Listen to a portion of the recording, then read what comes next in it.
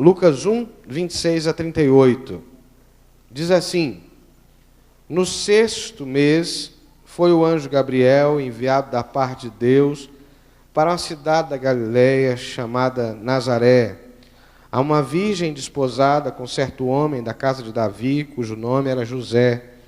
A virgem chamava-se Maria, e entrando o anjo aonde ela estava, disse: alegra-te, muito favorecida, o Senhor é contigo. Ela, porém, ao ouvir essa palavra, perturbou-se muito e pôs-se a pensar no que significaria esta saudação. Mas o anjo lhe disse: Maria, não temas, porque achaste graça diante de Deus. Eis que conceberás e darás à luz a um filho, a quem chamarás pelo nome de Jesus. Este será grande, será chamado Filho do Altíssimo. Deus, o Senhor, lhe dará o trono de Davi, seu pai. Ele reinará para sempre sobre a casa de Jacó, e o seu reinado não terá fim. Então disse Maria ao anjo: como será isso? Pois não tenho relação com homem algum. Respondeu-lhe o anjo: descerá sobre ti o Espírito Santo, e o poder do Altíssimo te envolverá com sua sombra. Por isso também o ente santo que há de nascer será chamado Filho de Deus. Isabel, tua parenta, igualmente concebeu um filho na sua velhice, sendo esse já o 6º mês para aquela que dizem ser estéril. Porque para Deus não haverá impossíveis em todas as suas promessas. Então disse Maria: aqui está a serva do Senhor, se cumpre em mim conforme a tua palavra. E o anjo se ausentou dela. Senhor, nós nos colocamos no teu altar, à tua disposição, clamando misericórdia e graça para que a gente consiga comunicar, para que eu consiga comunicar aquilo que o Senhor trouxe ao meu coração com autoridade, com unção, com clareza e objetividade. Em nome de Jesus. Amém, amém. Então, irmãos e irmãs, a pergunta que a gente quer responder nessa manhã é: qual é o perfil das pessoas que vivem esse novo de Deus? Vocês sabem que o nascimento de Jesus é um evento de consequências cósmicas, não é? O universo não é mais o mesmo depois do nascimento de Jesus, porque Deus, que criou todas as coisas, se fez gente, se fez carne. E isso quebra drasticamente a ordem natural das coisas, não é? O ramo que defende a não intervenção de Deus não tem como lidar com isso, porque a encarnação de Deus é um ato radical, extremo, muito extremo, porque Deus não cabe dentro dessa estrutura humana, e por isso a Bíblia vai dizer que Deus se esvaziou da sua glória e assumiu a forma de homem.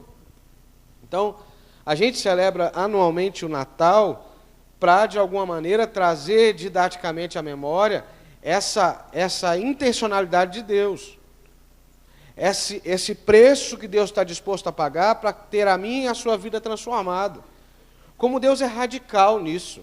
Como Deus leva isso a sério. E como Deus está disposto a quebrar paradigmas dos universais para que isso aconteça. Ou seja, um Deus virá homem. Um Senhor absoluto de todas as coisas virá homem. Isso é um ato extremo. Nada racional. Nada lógico. Sabe? É extremo. E com um objetivo muito claro. Salvar a humanidade, resgatar a humanidade, transformar o coração da humanidade. Mas é interessante que, mesmo isso acontecendo, 2000 anos depois, ainda há muitas pessoas que não se dão conta disso, inclusive dentro da igreja. Não é? Mas no tempo de Jesus também, muitas pessoas não perceberam isso. Basta dizer que em Belém não tinha lugar para Maria se hospedar. Basta dizer que esse evento estrondoso acontece num curral, né? E que fica bonitinho no presépio, mas na verdade é um atestado de indiferença da humanidade. Mas o que Deus trouxe ao meu coração é que, mesmo assim, mesmo a maioria estando totalmente indiferente, houve quem se fez sensível à voz de Deus. Houve quem percebeu a grandeza dessa iniciativa de Deus, a grandeza desse movimento de Deus, e por isso participou desse processo. Não diferente, ainda hoje, Deus continua fazendo coisas novas, E há quem continue vivendo a sua vidinha, tocando a sua vida como se nada tivesse acontecendo. E paralelo a isso, e na maioria das vezes é a minoria, não é a maioria, há pessoas que também se apercebem do agir de Deus.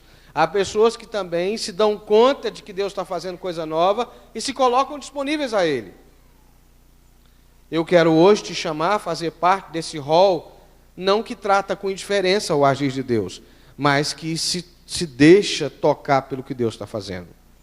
E na vida de Maria, de Isabel e de José, nós encontramos essas pessoas que se permitem envolver pela agenda de Deus, mesmo que essa agenda não combine com a agenda das expectativas da maioria.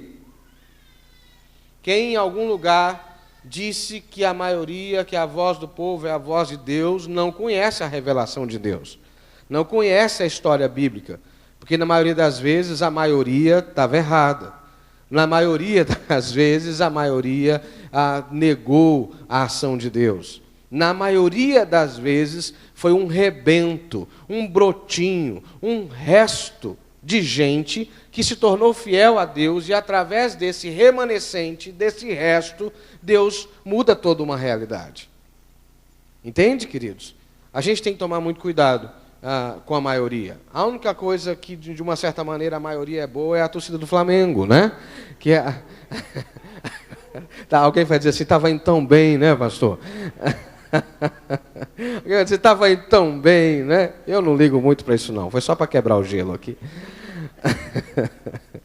Né? Então, vamos perceber na vida dessas pessoas essa disponibilidade. A primeira delas é Maria.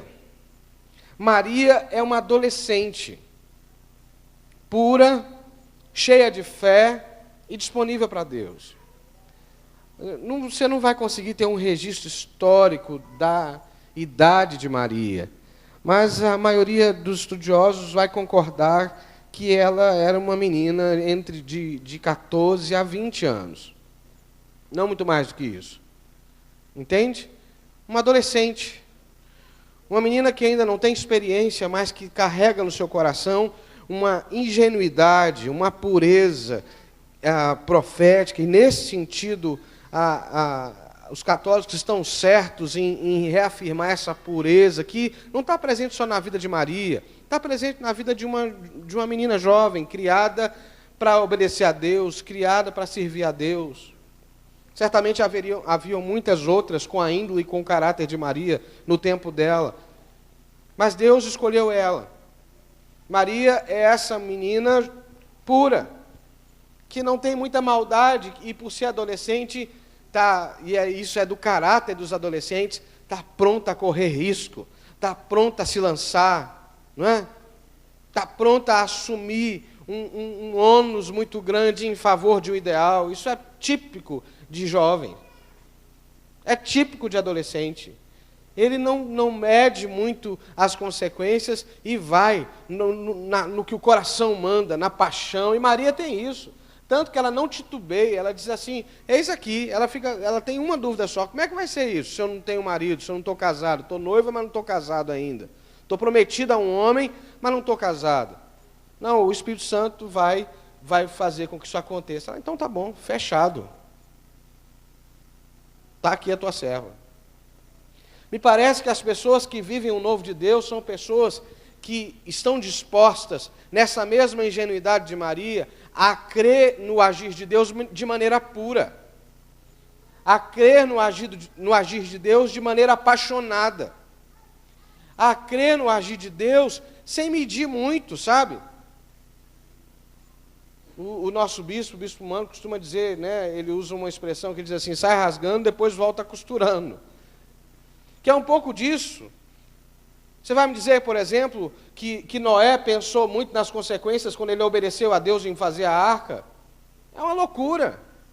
Você vai me dizer que Abraão pensou muito nas consequências quando ele saiu da parentela dele, deixou a casa dele e foi para um lugar que ele nem sabia o que era, e leva a família, e diz assim, para onde a gente está indo? Não, Deus vai falar, Deus vai mostrar. Você sairia para uma viagem com alguém assim? Né? Você pegaria um ônibus que na placa estivesse assim, a ser revelado o destino. Você pegaria esse ônibus? Pois Abraão entrou nesse ônibus. Viagem para lugar da revelação de Deus. Você ia chamar de maluco, não é verdade? João Batista, que vai para o deserto, que assume o estilo de vida que eu preguei aqui na semana passada, completamente inusitado. O próprio Wesley, não é? Que não está na Bíblia, está na nossa história. Ou seja, a história dos homens de Deus é a história de gente que se lançou de maneira plena para Deus, sem medir muitas consequências. Não que elas não venham, mas a gente administra, porque se Deus mandou, Ele vai cumprir, Ele vai dar condições, Ele vai dar estrutura, e a gente vai viver o que Ele sonhou. Maria tem isso. E olha, o risco que Maria corre é muito grande. Maria corre o risco de ser apedrejada, ser taxada de adúltera. E ela não diz assim para o anjo: deixa eu conversar com José, meu noivo, para ver se ele concorda em acobertar isso aqui, anjo. Porque você sabe, né? Eu sou uma menina jovem, não sou casada ainda, vai dar ruim. Como é que eu vou falar com meu pai, com minha mãe, com a sociedade? Não, você deixa eu arrumar as coisas primeiro, eu vou falar lá em casa, vou falar com o meu noivo, e aí depois, se tiver tudo certo, o senhor pede o Espírito Santo para fazer. Seria mais coerente, não é verdade? Mas Maria não está nem aí. Ela coloca a vida dela em risco, ela coloca a reputação dela em risco, ela coloca uma série de coisas em risco por conta da revelação de Deus.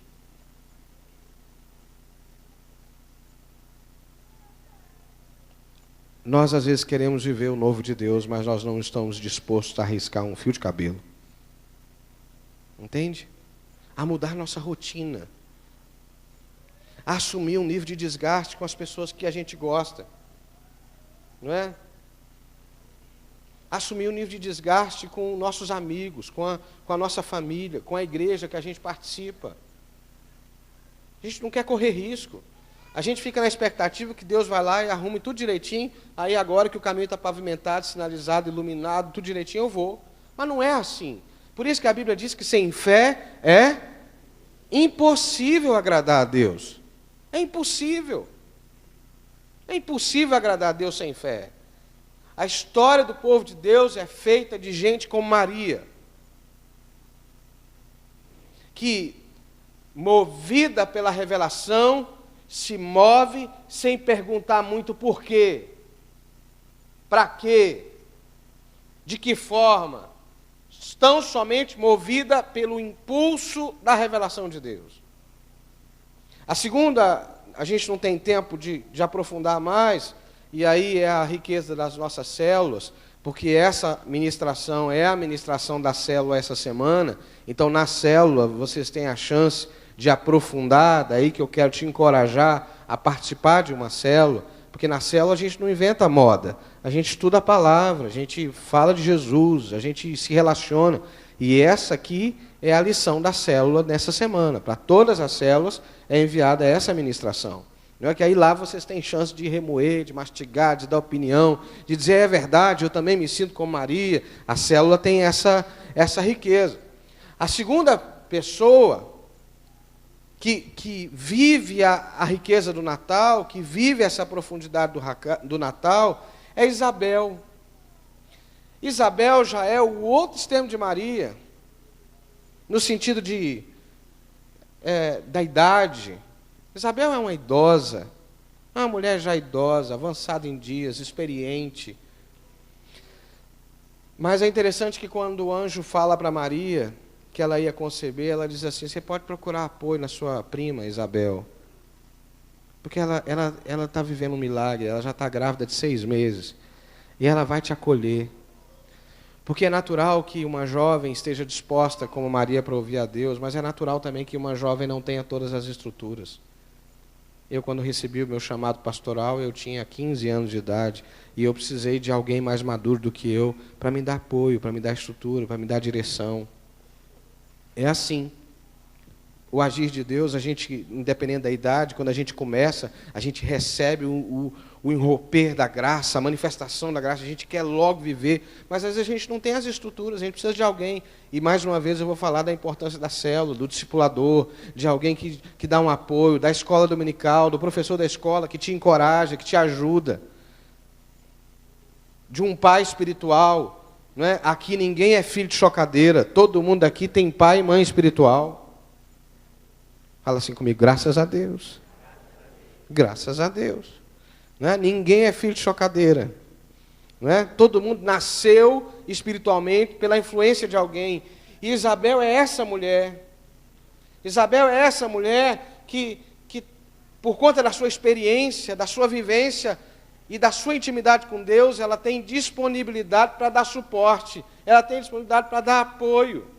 Mas tem uma coisa na vida de Isabel que é independente da idade, mas é fundamental para quem quer viver a promessa de Deus.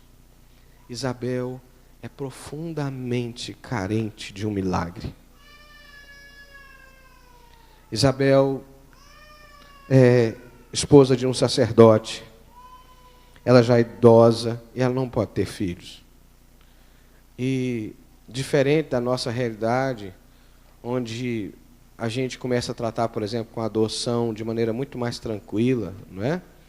E quem, por alguma razão, ficou impedido biologicamente de gerar um filho, essa experiência continua não sendo fácil, continua sendo difícil, mas ainda existe de maneira mais tranquila a adoção. Não há uma pressão social como havia sobre as mulheres daquela época. Uma mulher que não pudesse gerar um filho era como uma mulher que estava trazendo um impedimento para a história do marido, da família, para a continuidade da família, porque a família era patriarcal. Entende? Era como se ela fosse um tropeço. Eu estou falando lá daquela época. Um peso morto na história da família. Essa era a relação. Hoje a gente trata dessa questão como uma dificuldade, ainda difícil, mas não tá, o peso era muito maior, era como se não tinha a ver só com uma dificuldade biológica, tinha a ver com quem ela era. Entende? Então ela era profundamente carente de um milagre, carente da manifestação de Deus. E por isso, profundamente aberta para o que Deus quer fazer. Profundamente aberta ao que Deus quer realizar. E é por isso que a Bíblia diz que dos pobres é o reino de Deus. Por isso que a Bíblia diz em Mateus, das bem-aventuranças, que bem-aventurados aqueles que têm fome e sede de justiça. Porque, na verdade, é gente assim, gente carente de Deus, gente necessitada de Deus, que se abre a manifestação de Deus. Porque, pasme você, há quem acha que pode ajudar Deus. Há quem acha que está tão abastado, que diz assim, pronto, estou com o celeiro cheio, minha família criada, está tudo arrumado. Não é? E aí é que a Bíblia vai dizer de que vai valer você ganhar o mundo inteiro e perder a tua vida eterna. De alguma maneira, irmãos, a religiosidade nos faz, muitas vezes, nos sentir abastados. Porque, ao que me parece também na história do povo de Deus, quanto mais experiente, quanto mais vivido na presença de Deus, mais carente a gente se torna. Já a religião tem o efeito inverso. Quanto mais religioso você é, mais autossuficiente a gente se torna também. Porque há uma diferença de fome de Deus e religiosidade. A fome de Deus me mostra que toda a minha estrutura, toda a minha habilidade, todo o meu agir é precário diante do que eu tenho e diante do que Deus pode fazer. A religiosidade me diz que os meus ritos são suficientes. Se eu vir ao culto, se eu entregar o dízimo, se eu tiver um bom caráter, se eu tiver isso, se eu tiver aquilo, aí tudo vai dar certo. Deus tem uma obrigação de me abençoar, porque eu faço tudo direitinho. E você certamente já ouviu alguém dizer assim, mas eu ando tão direito, e por que eu estou vivendo essa situação? A gente começa a acreditar mais nas nossas obras, no nosso proceder, como se eles fossem meio e não consequência. Entende? Isabel, ela é de uma família religiosa. Não tem problema a religiosidade quando ela está submetida a Deus. O marido dela é sacerdote. Eles vivem da religião. Entende? o pão, a carne, o alimento que entra na casa dela, tudo está ligado ao culto judaico. Mas não é isso que move Isabel. Isabel tem fome e sede da manifestação de Deus. O texto não relata, mas a gente poderia falar de Isabel mesmo que Ana, que ora diante do Senhor e diz assim: ah, Senhor, dá-me filhos, senão eu morro. Ah, Senhor, me dá filhos, senão eu morro. Isabel tem fome, tem sede, tem necessidade de Deus. A segunda categoria de pessoas, irmãos, que vivem o mover de Deus são pessoas assim. Pessoas que têm consciência da sua precariedade. Pessoas que sabem a verdade a respeito de si mesmos. Como Paulo, que diz assim: o bem que eu quero, eu não faço. E o mal que eu detesto, eu acabo fazendo. Como João Batista, que Jesus chega para ser batizado por ele, e ele diz assim: o senhor está maluco? Eu que tenho que batizar o senhor? Como é que pode isso? Jesus está assim: calma, João, calma, pode batizar. É para que se cumpra as Escrituras.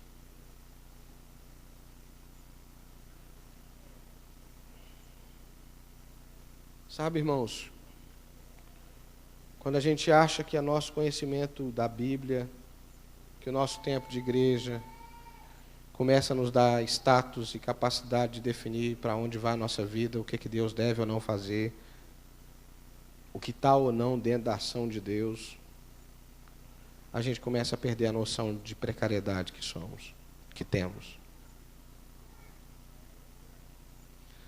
Como nos dias de Jesus, eu ainda vejo hoje, nos nossos dias, de maneira muito forte, pessoas que tentam colocar dentro dos padrões humanos a manifestação de Deus.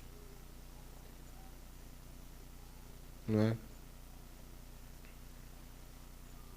Pessoas que ergueram caixas e cercas para se proteger e espera que todo mundo caiba dentro daquela cerca e daquela caixa.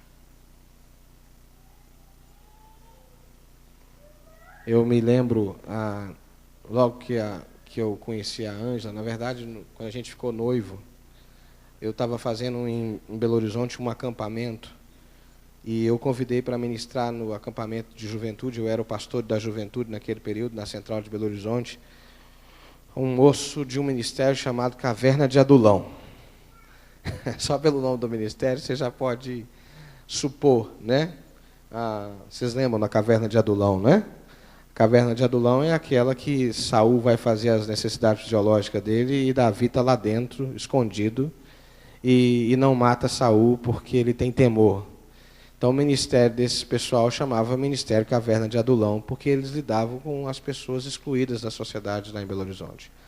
Lidavam com prostitutas, com moradores de ruas, com traficantes, com travestis, com pessoas que literalmente tinham sido excluídas da sociedade. E eu convidei esse moço para falar, eu não me lembro o nome dele. Ele era um jovem, todo tatuado, cheio de brincos. Eu tenho dificuldades com isso, pessoalmente, não combina comigo, né? Mas, assim, eu não tinha como negar a ação de Deus na vida daquele moço. E eu me lembro quando a Ângela chegou, ela também teve dificuldade, falou assim: como pode? Como é que é isso? Né? Mas Deus usou tão poderosamente aquele moço. A gente tinha quase 200 jovens no acampamento, aqueles jovens foram tão impactados pela presença de Deus naquele moço. E ele estava com ele lá, participando do retiro com a gente. Gente que estava se livrando desse tipo de vida. E que estava achando lugar na caverna de Adulão. No lugar que talvez fedia cocô. A analogia é essa. No lugar que a sociedade tratava como um lugar menos importante, mas que estava restaurando gente para a glória de Deus. Ou seja, a ação de Deus não cabe nas nossas caixas. E é por isso que a caixa é menos importante, por isso que a gente tem que estar disposto a mudar de caixa todo dia, a rever a caixa, por isso que caixa é feita de papel, não é? Não é feito de ferro, de pedra, porque caixa é móvel, precisa ser móvel, precisa ser flexível, precisa ser dinâmico. Porque senão a gente perde o senso de dependência de Deus e começa a acreditar mais na caixa. Entende? Isabel é essa mulher que tem noção, clareza da precariedade da vida dela, que ela precisa de Deus. Sem Deus, ela não vai poder ter um filho. E é essa condição que torna Isabel sensível ao que Deus quer fazer através de Maria.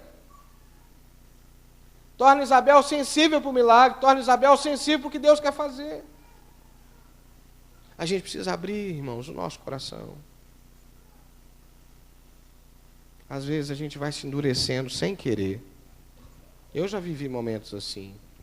Eu estava contando essa semana que, enquanto eu era pastor lá no Nordeste, eu era pastor de uma igreja num bairro muito popular. O nome do bairro era Cajueiro Seco, não é? Era um bairro muito popular e perigoso. E eu era o pastor de uma igreja de porte médio lá. E a gente acabava sendo acionado para muitos funerais. O tempo inteiro eu estava fazendo funeral. Estava no cemitério, não tinha, igual a gente tem aqui, um lugar com capela chique, não. Ou era na igreja, ou era na casa da pessoa, ou era em cima de uma bancada de cimento no cemitério. E era muito comum eu estar lá e alguém vinha, pastor, o senhor podia ir ali fazer uma oração no outro sepultamento ali? E eu fui lidando tanto com a morte, com a tragédia, que meu coração foi ficando frio. E chegou um ponto do meu ministério que eu estava tocando ofício fúnebre, assim, de maneira fria, seca. Eu ia lá, sapecava o ritual e ia embora. Não tinha nem... Porque eu fui esfriando, eu fui perdendo, eu estava contando isso ontem, eu fui perdendo a vitalidade. E todo profissional que lida com o ser humano de maneira muito direta, a gente está sujeito a isso. Não é verdade? O que me ressuscitou foi a perda de uma ovelha que era muito próxima a mim, aqui em Caxias já, anos depois, a perda do Hudson. A ponto de eu não conseguir fazer o ofício fúnebre dele, e eu precisar da ajuda da época do pastor Hélio, que já trabalhava comigo na equipe, porque eu não consegui de tanto que mexeu comigo. Ou seja, essa experiência de enrijecimento não é de pessoas piores ou melhores, é do ser humano. Porque, de alguma maneira, o ser humano, ele busca... o ser humano é um ser sedentário, entende? Ele busca padrões que se tornem fixos. E não há nada de errado nisso. Errado é querer colocar Deus dentro desse padrão. Eu não sei se eu estou complicando demais ou estou sendo direto. Estou sendo direto para vocês, estou sendo claro, estou conseguindo me expressar. Deus não se deixa sedentarizar. Deus não cabe nas nossas padronizações. Deus não cabe nas nossas fixações. Deus precisa continuar sendo Deus. Maior, pleno, mistério. Que quanto mais eu busco, mais eu preciso buscar. Quanto mais eu conheço, mais eu preciso conhecer. Porque na medida que eu perco isso, eu perco essa noção de necessidade de Deus e, portanto, eu começo a resistir a Deus, porque eu acabo assumindo o lugar de Deus. Eu acabo assumindo o lugar de Deus e vivo uma eudolatria. É o que eu quero, é o que eu acho, é o que eu penso, é a minha leitura. É por isso que, por exemplo, a gente tem tantas divisões na igreja. Vocês acham que Deus planejou que fosse assim? A oração de Jesus é: Deus, Pai, faça deles mas por causa da dureza do coração do homem, a gente vai se dividindo, e nós vamos nos dividir muito. Porque nós temos a pretensão de colocar Deus dentro da caixa que nós elegemos como santa, verdadeira. Todos nós corremos esse risco. Todos, eu estou me incluindo nele. Por isso que a gente precisa guardar, num lugar bem especial, a noção de que nós somos necessitados da intervenção sobrenatural de Deus na nossa vida. Amém, irmãos? E isso nos habilita para viver o milagre. Foi isso que habilitou Isabel. E para terminar, para a gente tomar a Santa Ceia, José. José vai aparecer no Evangelho de Mateus. Lucas não fala muito de José. Mateus, porque Mateus tem uma necessidade de ligar Jesus à descendência de Davi. E quem é descendente direto de Davi é José, não é Maria. Mateus escreve para judeus, então Mateus enaltece o lugar de José. José já tinha decidido no coração dele que ele não ia envergonhar Maria. Ele era um homem íntegro. Mas, de alguma maneira, José tinha a impressão que Maria tinha traído ele. Entendeu? Porque ele não tinha revelação. Então, ele tinha a intenção de deixá-la secretamente. Na verdade, o que estava no coração de José era o seguinte: eu vou assumir a culpa. Eu vou ficar do noivo que abandonou a noiva. Eu não vou expor minha noiva a uma denúncia de adultério. Essa é a leitura que José faz. Ele sabe que o filho não é dele. Ele não tem a revelação que é do Espírito. Então ele decide deixar secretamente e com isso ele assume a culpa. Entendeu? É muito interessante o caráter desse moço, né? O caráter dele é um caráter extraordinário. Mas o Espírito Santo revela. E o que me chama muita atenção em José é que, além desse caráter dele, José não se importa em não ser o protagonista da história. O anjo diz assim: não tenha medo, José. O que está sendo gerado em Maria é obra do Espírito Santo. Ele crê, José é crente. Aliás, Maria, Isabel, José, todos são crentes. Todos se movem pela fé. Faça o seguinte, José, assuma Maria. Leva ela para Belém. E a gente vê José carregando Maria para lá e para cá. E o que José faz, irmãos? José assume o lugar de servo. Entende? José não precisa do destaque. Tudo indica que ele era muito mais velho que Maria, porque depois ele some. E some porque deve ter morrido. Entendeu? Morreu, por isso que ele some. Mas ele serve Maria, ele serve Jesus, ele dá um ofício para Jesus, ele assume. Jesus é carpinteiro, não é? Ele assume o papel de pai de Jesus. José é um homem que está a serviço do reino de Deus, que encontra prazer em servir. Então, se a gente quer viver a novidade do reino, a gente precisa estar disposto a servir. Grandes coisas que Deus acrescentou na minha vida, uma delas, não é, que eu cito com muita alegria, que é a vida do pastor Lutero na minha vida, que é um discipulador que muito precioso, está se aposentando esse ano, né? A chave que Deus me deu foi serviço. O que eu tinha para oferecer ao pastor Lutero naquela época eram 2 bicicletas. Eu disse: pastor, eu conheço a cidade, o senhor está chegando na cidade, eu conheço a cidade, eu tenho 2 bicicletas. Ele não estava sem carro naquela época. O senhor topa? Ele do jeito dele, falou assim: irmão Evandro, é uma bênção. E nós andamos de bicicleta por Teoflotone inteiro, no sol, na chuva, e através do serviço eu ganhei um segundo pai, que abriu portas preciosas demais na minha vida, da palavra. Eu sou devedor eternamente ao ministério dele, porque ele me ensinou o caráter de Cristo, ele me ensinou a ser dependente de Deus, nas mínimas e nas máximas coisas, através do serviço. Nós temos, irmãos, muitos senhores e muitos nobres e muitos reis, sabe? Nós vivemos a síndrome dos caciques, dos donos da verdade. Jesus vem a essa terra como servo sofredor. Nós não acessaremos a novidade de Deus se não desenvolvermos um coração servo. Um coração servo, um coração rendido. Quero te convidar a colocar-se em pé, queria convidar o Ministério do Louvor para estarmos juntos aqui.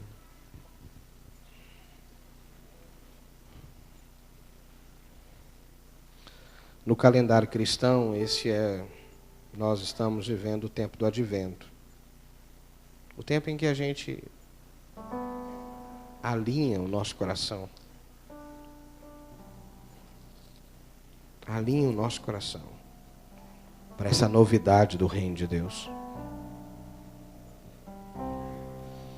E mais importante do que o calendário litúrgico é se a gente está aberto ou não à novidade de Deus.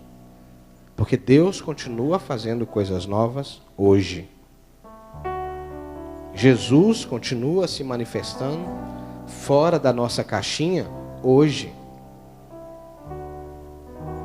E a palavra de Deus é: hoje, se ouvirdes a voz do Senhor, não endureçais o vosso coração. Maria, Isabel e José são referências para nós, de pessoas que estavam disponíveis para Deus, de pessoas que precisam de Deus, de pessoas que não têm dificuldade de servir. Então eu queria te convidar a fechar os seus olhos, colocar o seu coração diante do Senhor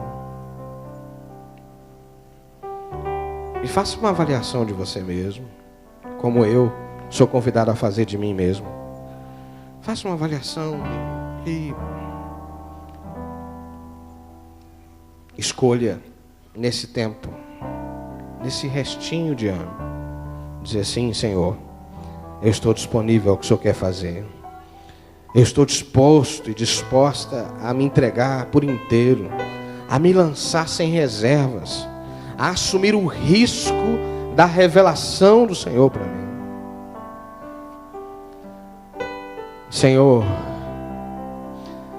nós estamos aqui abertos ao Teu mover. Nós estamos aqui abertos ao Teu agir. Nós estamos aqui, Deus, sensíveis à Tua palavra, sensíveis à revelação do Senhor para nós. E nós vemos que Maria, Isabel, José, nenhum deles era rico, nenhum deles tinha um nome reconhecido na sociedade, o que me diz que não há prediletos diante do Senhor, não há pessoas especiais, há pessoas disponíveis, há pessoas que carecem de Deus, há pessoas que estão dispostas a servir ao Senhor de todo o coração, e nós queremos ser essas pessoas. Nós nos abrimos ao Senhor, nós colocamos o nosso coração diante da Tua presença, te pedimos perdão pelas nossas resistências, te pedimos perdão, ó Deus, pelas nossas teimosias, pela nossa incredulidade, pela nossa falta de fé. Ah, Deus, eu te peço perdão quando decidimos ser senhores da nossa história, enquanto só há lugar para um Senhor. Nós nos rendemos a Ti, nós nos colocamos nas Tuas mãos.